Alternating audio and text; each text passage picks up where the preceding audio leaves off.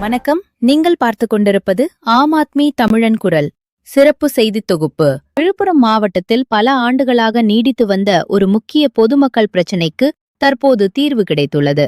திண்டிவனம் வட்டம் ஒலக்கூர் ஒன்றியத்திற்குட்பட்ட தென்னம்பூண்டி கிராம மக்களின் நீண்டநாள் கோரிக்கையான சாலை வசதி இறுதியாக நிறைவேற்றப்பட்டுள்ளது.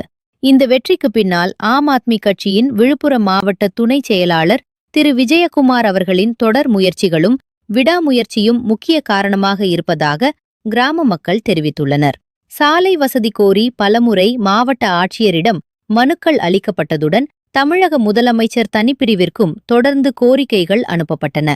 அதிகாரிகளின் கவனத்தை ஈர்க்க தொடர்ந்து நடைபெற்ற இந்த முயற்சிகள் தற்போது வெற்றியடைந்துள்ளன.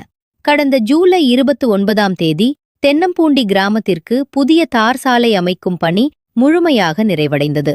இந்த சாலை மூலம் தென்னம்பூண்டி மட்டுமல்லாமல் குன்னம்பாக்கம், மண்டம்பெரும்பாக்கம், கீழ்நெமிலி, கீழ்மண்ணூர் மற்றும் வன்றாம்பூண்டி உள்ளிட்ட பல கிராம மக்கள் பயனடைய உள்ளனர். மக்களின் குரல் வீணாகாது.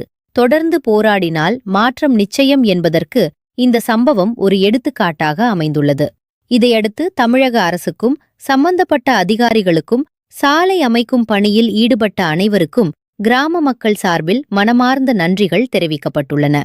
பல ஆண்டுகளாக காத்திருந்த ஒரு அடிப்படை வசதி இன்று நனவாகி இருப்பது அப்பகுதி மக்களிடையே மகிழ்ச்சியை ஏற்படுத்தியுள்ளது. இது உங்கள் ஆம் ஆத்மி தமிழன் குரல் நியூஸ் சேனல். நன்றி, வணக்கம்.